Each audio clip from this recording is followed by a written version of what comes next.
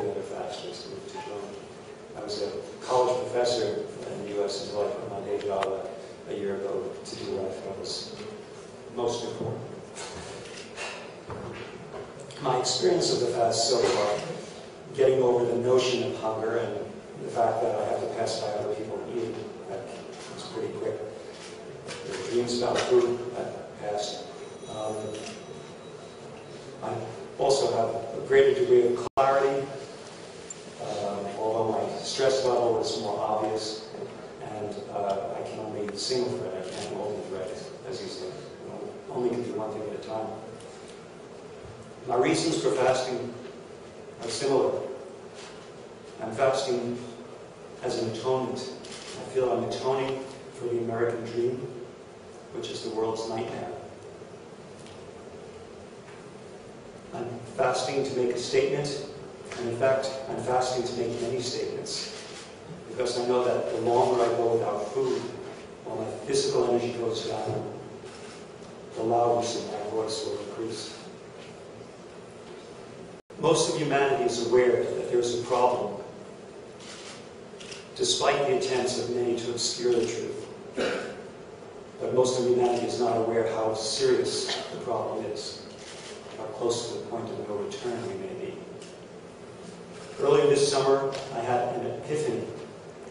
And my epiphany was that while there is a very clear physical description, that in fact the root cause of the problem we're in is the spiritual cause.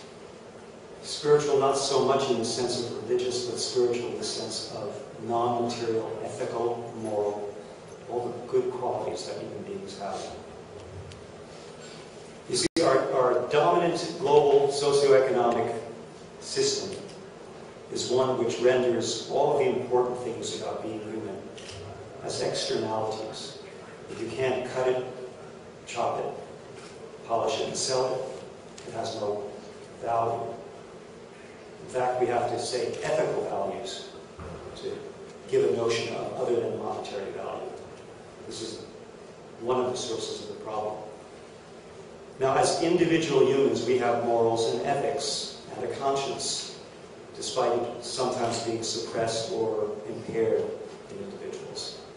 But we have created something called corporations. Corporations, which are fictitious persons. And these corporations arguably rule the physical world. They are not inherently governed by morals, ethics, and conscience, but rather by the motive for profit. I regard this as a formula for disaster. As I said, the problem is far worse than most people know.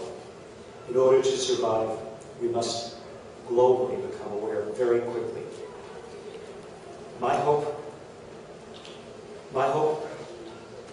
came in a personal vision that inspired a project I'm working on called the Interfaith Declaration on Climate Change, bringing together spiritual leaders and scientists on the same platform, saying the same urgent truth.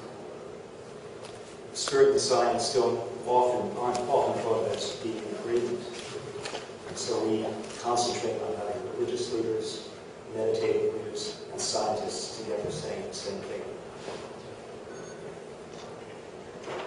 My conviction is that despite the dire situation we're in, if we're able to change what we do quickly enough, we may still have time to avert runaway climate change, which is humanity's worst nightmare.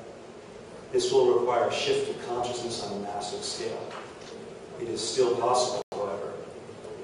Living with a broken paradigm, I can only say that the time for a paradigm shift has arrived.